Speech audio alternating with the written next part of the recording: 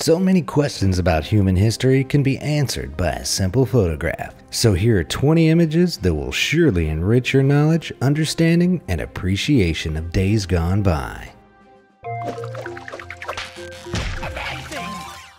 This historical photo is enough to strike fear into anyone. And not just because it looks like a shot from vintage Doctor Who. What could be a portable steel oven on wheels was actually a baby stroller designed to withstand lethal gas attacks in Britain in 1938. Images like this might not seem plausible today, but they prove just how scary history could be. When you picture the world's biggest drug lord, what comes to mind? Maybe this, or probably this. But what about this rare image? Pictured here standing in front of the White House itself in around 1980, Pablo Escobar poses with his son Juan Pablo Escobar, who has since changed his name to Sebastian Mariquin and started a career as an architect in Argentina. Who can blame him? Those are some big nasty shoes to fill. This little fella in this photo is Ham the Chimp, named after the Holloman Aerospace Medical Center, who just so happens to be the first higher primate in space. Here, Ham is preparing for the Mercury Redstone 2 capsule test flight, which took place on January 31st, 1961. You go, buddy. The beauty of a photograph is its ability to capture a single moment, and this one would certainly go down in history. What looks like an unfortunate accident at the races is actually one of the most crucial moments in women's history. It depicts the moment Emily Wilding Davidson threw herself in front of the King's Horse at the 1913 Derby race. She was a member of the feminist suffragette group who fought for women's rights to vote in Britain in the early 20th century. This suicide protest made Davidson a martyr for her cause and brought huge attention to the dedication of the suffragettes, who eventually won the vote in November 1918.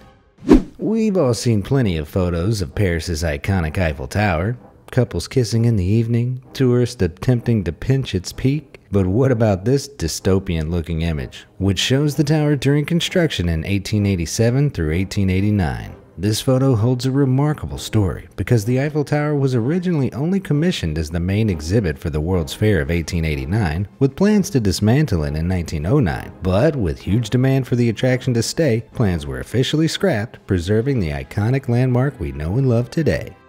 It might surprise you to know that this photograph from 1870 isn't a product of image tampering or an unfortunate case of DNA crossbreeding between a zebra and a horse. This was a real animal known as a quagga, which became extinct during the 19th century, and only one specimen was ever photographed alive in London Zoo. This species of zebra diverged around 200,000 years ago and tragically became overhunted as it competed with domesticated animals in South Africa, resulting in all wild specimens being wiped out in 1878.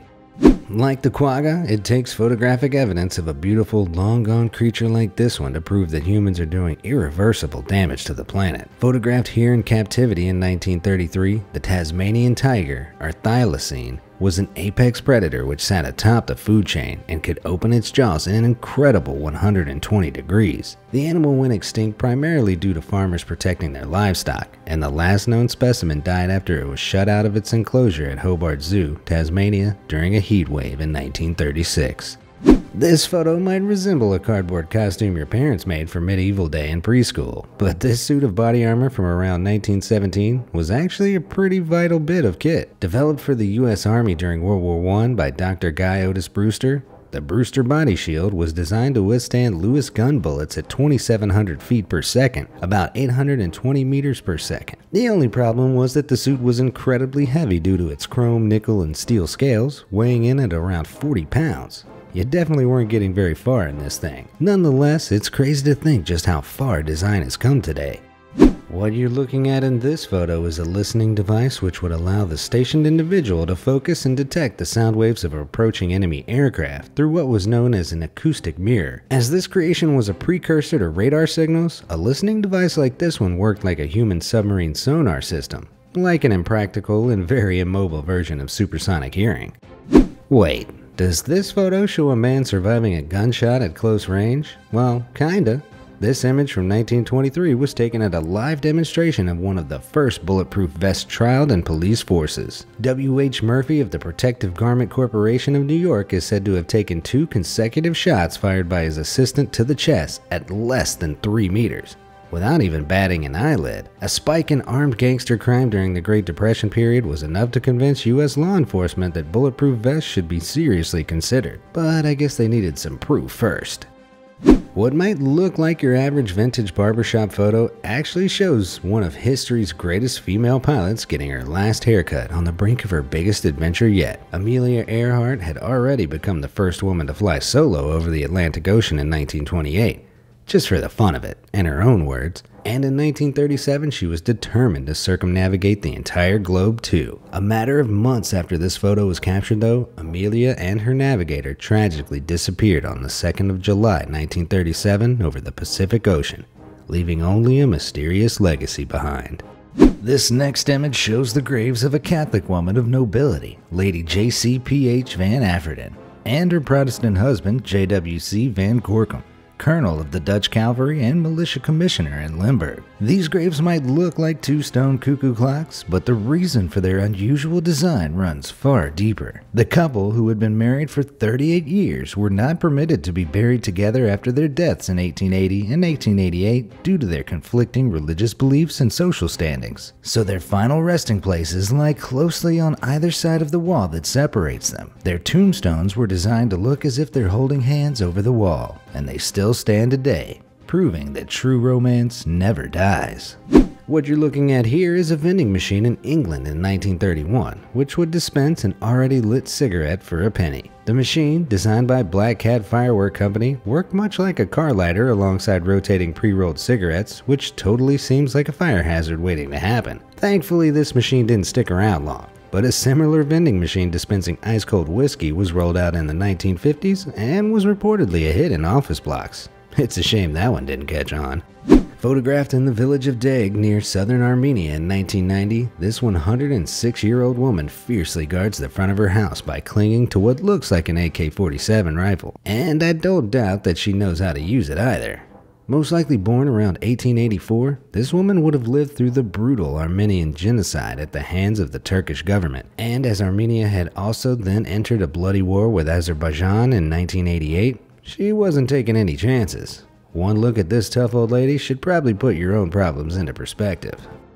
We might not see his friendly face around so much anymore, but this image shows the original Ronald McDonald Clown himself, played by Willard Scott in 1963. With a soda cup for a nose and a tray table for a hat, this guy became the face of fast food throughout the 60s. But in a highly ironic twist, Willard Scott did not star in the first nationwide McDonald's commercial after being deemed too heavy for the extremely active Ronald McDonald character. Judging by this photo, the OG clown would be enough to scare anyone off their food. So maybe McDonald's are battling obesity after all. Here's an image of some vintage cheerleaders entering a stadium of more than 74,000 fans at a Patriots game in 1979. Perhaps the cheerleader third from the right could look a little more enthusiastic though? Just kidding. You may have guessed by now, but the late Robin Williams did in fact make an appearance on the team on November 11, 1979. Becoming the first male cheerleader in the squad. This one-off cameo later became a plot point in his popular TV show Mork and Mindy, proving that true comedic genius stops at nothing.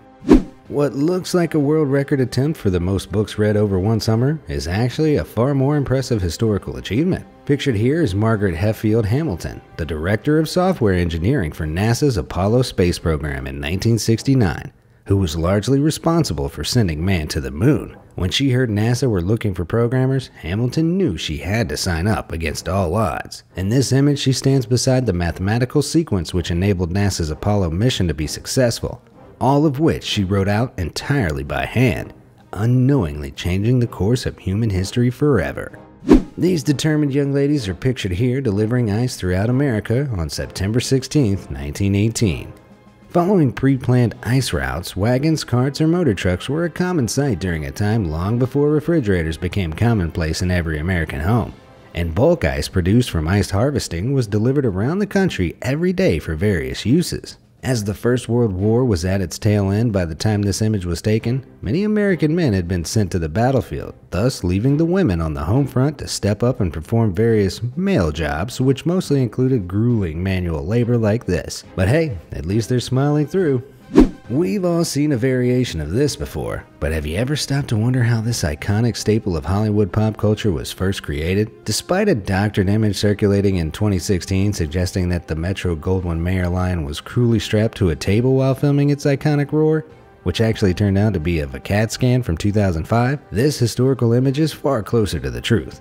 In fact, the MGM lion has been played by 7 separate animals over the years and is most widely known by the name Leo, the 7th and current version. The original MGM lion pictured here was in fact a domesticated lion named Slats, and when recorded in 1928, he didn't roar at all, but just looked around, as his original performance was pre-sound on film. Many more famous images of the MGM lion exist, including these quirky photos from the 1950s, which show Alfred Hitchcock serving tea and directing Leo in a promotional image for his 1958 movie North by Northwest.